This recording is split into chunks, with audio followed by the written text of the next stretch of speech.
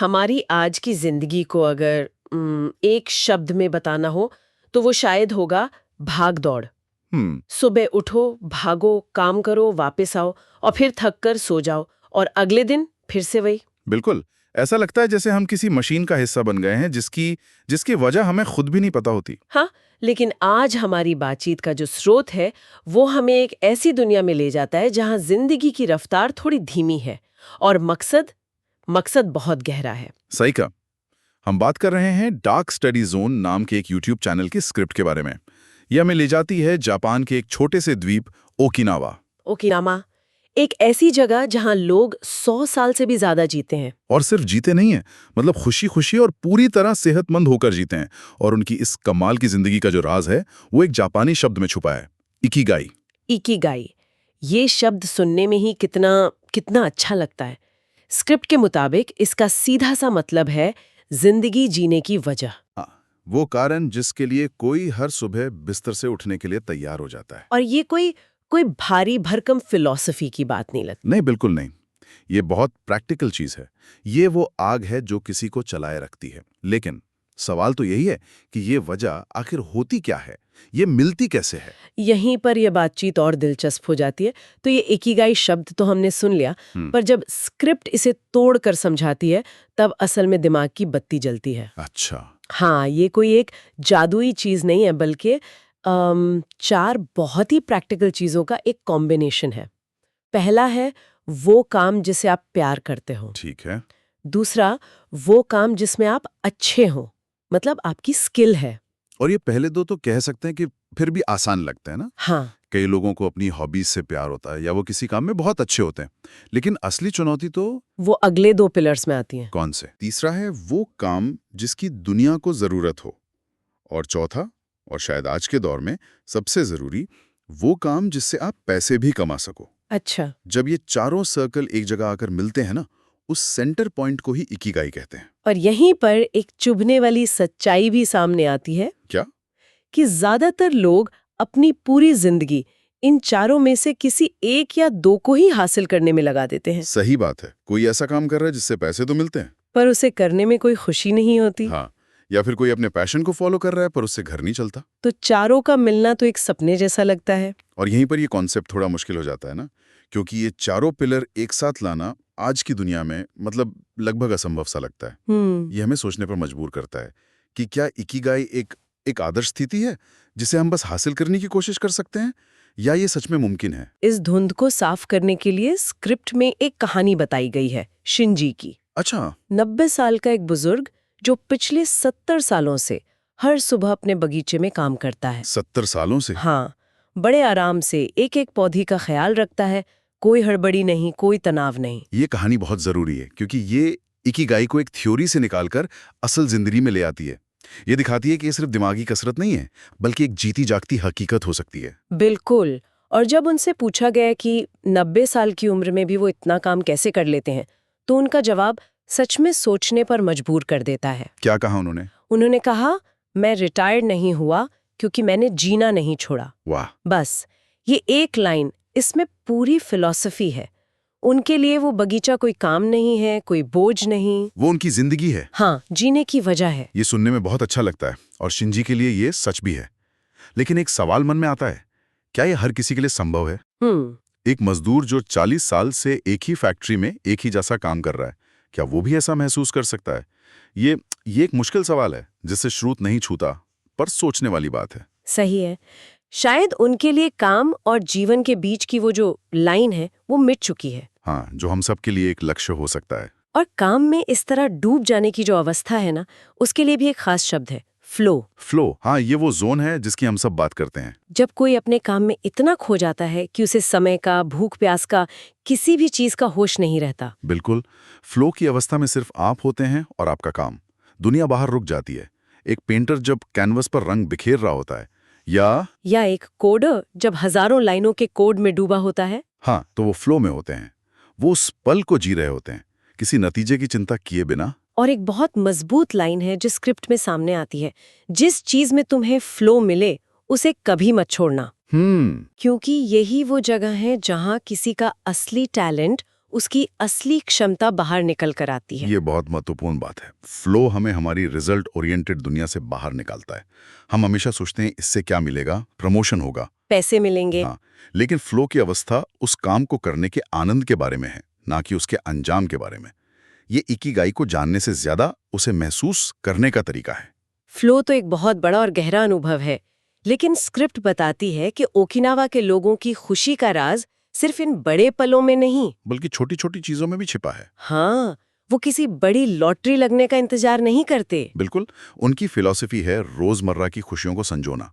सुबह की पहली धूप, एक कप गर्म चाय, किसी दोस्त की हंसी, ताजी हवा में सांस लेना। हम अक्सर बड़े सपनों के पीछे भागते भागते इन छोटी छोटी मुफ्त की खुशियों को नजरअंदाज कर देते हैं, जबकि असल जिंदगी तो इन्हीं से बनती है। जार में जो अभी है, जो आज है, उसे जीना ही भूल जाते हैं। तो इकिगाई का मतलब सिर्फ एक बड़ा मकसद खोजना नहीं है, बल्कि जीवन के हर पल में मौजूद छोटे छोटे अर्थों को पहचानना भी है। तो एक तरफ तो ये मानसिक और भावनात्मक पहलू है, लेकिन कहानी यहीं खत्म नहीं होती। नहीं, ओकिनावा के लोगों की लंबी उम्र के पीछे कुछ बहुत मजबूत सामाजिक और शारीरिक स्तंभ भी हैं, और इसमें सबसे पहला और सबसे दिलचस्प है मोआए। मोआए, ये कमाल की परंपरा है। ये 4-5 दोस्तों का एक ऐसा ग्रुप होता है जो बचपन में बनता है और जिंदगी भर साथ रहता है। ये सिर्फ वीकेंड पर मिलने वाले दोस्त नहीं है। नहीं, ये एक तरह का चुनावा परिवार है। हाँ, ये लोग हर दिन मिलते हैं, बातें करते हैं, एक दूसरे का दुख सुख बांटते हैं। अगर किसी को पैसों की जरूरत है तो ग्रुप मिलकर मदद करता है। और अगर कोई भावनात्मक रूप से परेशान है तो उसे सुनने के लिए 4 कंधे हमेशा तैयार रहते हैं। एक सोशल सिक्योरिटी सिस्टम की तरह है जिसे दोस्तों ने मिलकर बनाया है। और इसके पीछे का विज्ञान भी बहुत मजबूत है। स्क्रिप्ट में बताया गया है कि अकेलापन आज के दौर की सबसे बड़ी महामारियों में से एक है। अच्छा। हाँ, और इसका असर हमारी सेहत पर स्मोकिंग से भी ज्यादा बुरा हो सकता है। वहीं दूसरी तरफ अच्छे और गहरे रिश्ते आपकी उम्र में कई साल जोड़ सकते हैं। मोआई इसी अकेलेपन का सबसे मजबूत तोड़ है। तो एक तरफ ये मोआई का सामाजिक कनेक्शन है, लेकिन शरीर का क्या? और यहीं पर उनका खानपान का तरीका, हारा हाचीबू, बहुत दिलचस्प हो जाता है। हारा हाचीबू? इसका सीधा सा मतलब है पेट को सिर्फ 80% भरो, कभी भी ठूस कर मत खाओ। हाँ, ये हमारे all you can eat buffet culture के एकदम उलट है।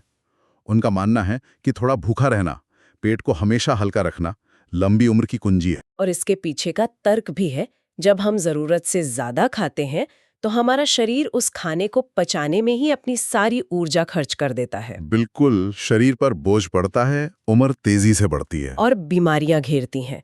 80% का नियम शरीर को हल्का और ऊर्जावान बनाए रखता है। और खान पान के साथ ही जुड़ा है उनका शारीरिक गतिविधियों का नजरिया।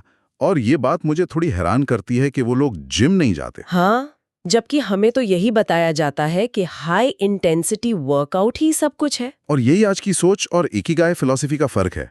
उनका मानना है कि कसरत को जिंदगी से अलग क्यों करना। उनकी कसरत उनकी रोजमर्रा की जिंदगी का ही एक हिस्सा है। जैसे बागवानी करना, पैदल बाजार तक जाना, घर की साफ सफाई करना, दोस्तों से मिलने के लिए चलकर जाना। अच्छा, तो यहाँ एक सूत्र दिया गया है, मूवमेंट इज लाइफ।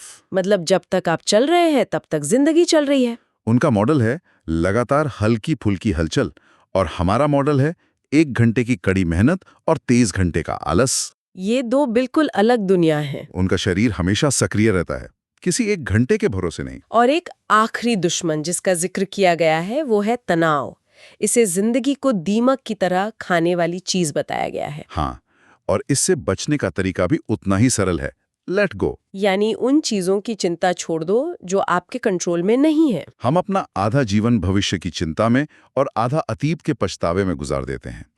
ओकिनावा के लोग वर्तमान में जीते हैं, जो हो गया वो बदल नहीं सकता, और जो होने वाला है वो किसी को पता नहीं। तो जो अभी है बस उसे जियो। ये सब सुनने के बाद सबसे बड़ा और प्रैक्टिकल सवाल यही उठता है कि ठीक है, ये सब बहुत अच्छा है, पर कोई अपना इकिगाई ढूंढे कैसे? क्या इसका कोई फॉर्मूला है? कोई एक जादुई फॉर्मूला तो नहीं है, लेकिन कुछ प्रैक्टिकल कदम जरूर बताए गए हैं। ये एक खोज है, और हर खोज की तरह इसकी शुरुआत भी कुछ सवालों से होती है। पहला कदम है खुद से पूछना। क्या पूछना? मुझे असल में किस काम में मजा आता है? कौन सा काम करते हुए मैं समय को भूल जाती हूँ? ये वही फ्लो वाली अवस्था को पहचानने की कोशिश है। अपनी रोज की जिंदगी में उन पलों पर ध्यान देना जब आप सबसे ज्यादा जिंदा महसूस करते हैं। दूसरा कदम है कोशिश करना, मतलब एक्सपेरिमेंट करना। सिर्फ सोचने से इकिगाई नहीं मिलता। नहीं, नई चीजें ट्राई करनी पड़ती हैं। हो सकता है जिस चीज को आप आज सिर्फ एक शौक समझ रहे हैं, कल वही आपका इकिगाई बन जाए। जिंदगी सोचने से नहीं करने से बदलती है। नई क्लास लेना, नई स्किल सीखना, नए लोगों से मिलना, ये सब उस खोज का हिस्सा है। और तीसरा और शायद सबसे जरूरी कदम है निरंतरता। कंसिस्टेंसी। हाँ, कंसिस्टेंसी। इकिगाई कोई लॉटरी का टिकट नहीं है जो एक दिन अचानक से लग जाएगा। ये रोज की छोटी छोटी आदतों से बनता है। ये एक दिन की कहानी नहीं, पूरे जिंदगी की साधना है। बिल्कुल। ये बहुत गहरी बात है। हम अक्सर इकिगाई को एक मंजिल मान लेते हैं, एक खजाना जिसे बस खोजना है, लेकिन ये स्रोत इसे एक रास्ते की तरह पेश करता है। इसे बनाना पड़ता है। हाँ, जैसे बनाना पड़ता है, रोज थोड़ा थोड़ा चल के, रोज अपनी आदतों पर काम करके। मतलब ये कोई ऐसी चीज नहीं है जो एक दिन मिल गई और बस काम खत्म। ये तो एक सफर है जो शायद पूरी जिंदगी चलता रहता है। आप इसे रोज थोड़ा थोड़ा बनाते हैं, जीते हैं। तो अगर इस पूरी बातचीत को हम समेटें तो ये सिर्फ किसी एक चीज के बारे में नहीं है।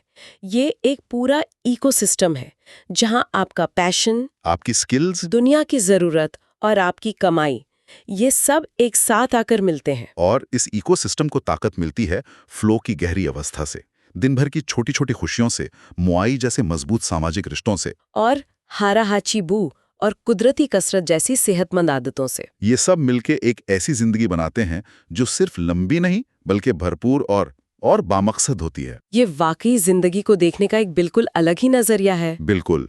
और इसका जो अंतिम विचार है वो बहुत शक्तिशाली है। क्या है? हम सबके अंदर एक ही फिराई है, एक आग, एक वजह। बस फर्क इतना है कि किसी ने उसे ढूंढ लिया और किसी ने अभी खोज शुरू ही नहीं की। ये तो सच में सोचने पर मजबूर कर देता है कि हम अपनी खोज में कहाँ हैं। और इसी सोच को आगे बढ़ाते हुए श्रोताओं के लिए एक सवाल छोड़ा जा सकता है। ये पूरी बातचीत एक इकिगाई को खोजने पे जोर देती है, यानी वो एक बड़ा मकसद। लेकिन क्या ये मुमकिन है कि आज की जटिल दुनिया में किसी एक इंसान के कई छोटे छोटे इकिगाई हों? एक से ज्यादा। हाँ, एक काम के लिए, एक परिवार के लिए, एक अपने किसी शौक के लिए, एक समाज के लिए। क्या जिंदगी किसी एक बड़े मकसद को खोजने से बेहतर कई छोटे छोटे मकसदों को एक साथ जीने का नाम है? शायद हमारे ऊपर एक बड़ा पैशन खोजने का जो दबाव है, हो सकता है वही हमें खुश होने से रोक रहा हो। इस पे सोचने की जरूरत है।